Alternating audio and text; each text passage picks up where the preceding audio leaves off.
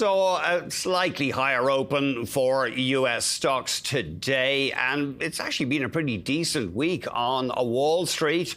Let's get more from Tim Chubb, Chief Investment Officer at Girard. Tim, great to see you. Thanks very much for joining us, and happy Friday. You too. Thanks for having me. What do you think has helped stocks this week? Is it hope that the tariff war is being scaled down, or at least the rhetoric? Yeah, I think it's a lot of hope right now.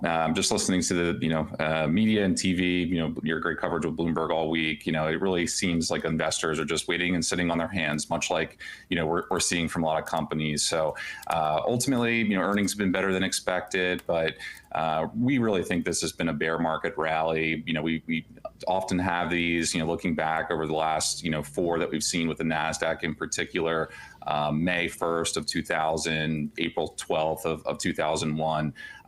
These ultimately were bear market rallies. And I think the market and investors are really just still coming around to the new reality of what this trade war and the embargo with China really may mean for the economy later this year. So you think stocks are going to drop to new lows?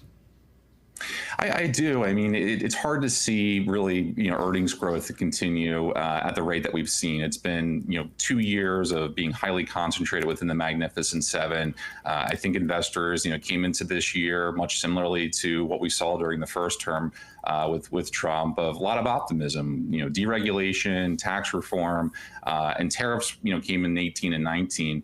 But we've really argued that the sequencing, would be different this time and matter more, as we've seen with the trade war really kicking off things before some of the other policy objectives of the administration. And so it's hitting a consumer and a business here in the United States that's sensitive towards inflation and sensitive towards higher interest rates. And so unfortunately, I think that's going to result in a growth slowdown, which will ultimately mean earnings estimates for the S&P 500 and others will have to come down. So ultimately you might see something in the flat range, and I think that's probably a good at least first guess at where we might see the economy later this year. And that it really is where we're at this point. It really is just a guess. It's hard for us analysts to model out business, economy, consumer outcomes when the tariff rates are changing every single day. And so I think you said flat. You mean stocks could be flat for the year? Earnings could be flat for the year. So yeah, we had ultimately the market had priced in about 11-12% earnings growth for the S&P 500. I think we could see something a little closer to basically flat. And so if that were the case, and at 18 times earnings, it's 44.50 on the S&P 500. But to go back to the whole soft landing, hard landing conversation that we've been having for the better part of the last couple of years, now the Fed has a lot of fog, in the windshield right now as we're coming in for a landing. And ultimately, I think that's going to likely, result in sort of further compounding the situation as they can't really, move given where tariffs are and how inflationary they will be for American businesses and consumers. What is your take on Eli Lilly? Obviously, it's a social phenomenon, this stock, with the success of these diabetes and weight loss drugs. Would you be a buyer of LLY right now? We are. I think, generally speaking, we've gotten more defensive, over the last week or so, selling some of our bank exposure, the asset managers, and buying drugs and buying, trash with waste management. But Eli Lilly had some fantastic news towards the end of last week related to, their pill version of the GLP-1. Really the same data as we saw with the injectable for Novo Nordisk's product. And so I think what you're seeing is them continue to carve out even larger market share within the GLP-1 universe, and certainly in a way that is not through an injectable, taking a pill much easier and a bit more digestible for a consumer. And so I think it also addresses some of the supply chain issues that they've been having and others recently with getting these drugs to the consumers. So we are buyers. I think it's going to be a great place for growth and in a very uncertain world. And ultimately, they continue just to further their competitive advantage within the GLP-1 space. Give us your take on waste management. A good old reliable, of course, we're always going to keep churning out garbage. Yeah, that's true. And a lot of pricing power that comes with that too. Right. Ultimately able to pass on things a little bit more easily than some other companies that, may have to eat some of this tariff, within their margin.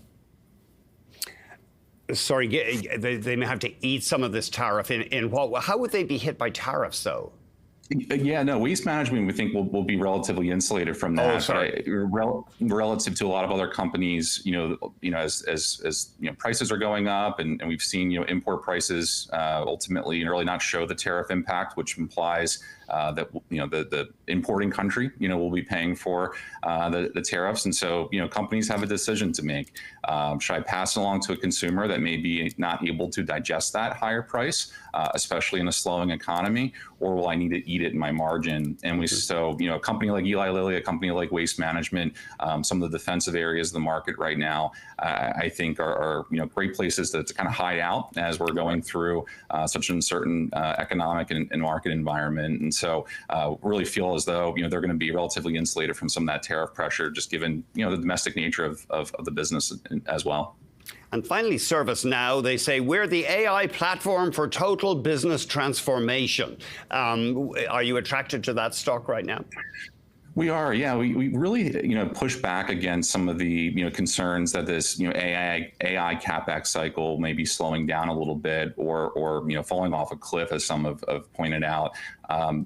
Enterprise AI adoption is going to be with the incumbents. So ServiceNow, Salesforce are perfect examples of businesses that will be able to monetize their AI investments very quickly, that have proprietary data, where an enterprise wouldn't have to be nearly as concerned about data security, unlike just giving ChatGPT or one of the others to their entire workforce. And so I think we heard from ServiceNow yesterday. Obviously some fantastic results. There was some concern that some of the DOGE cuts would ultimately impact the business a bit more. I think that's been more bark than bite. And overall, these businesses like a ServiceNow and them in particular will be able to ultimately monetize these AI investments with the proprietary data that they have within their software stack, and continue to enable companies to get more efficient during an environment where they'll need to be as we face some of these margin pressures. Tim, thank you very much indeed. Thanks for having me. Tim Chubb,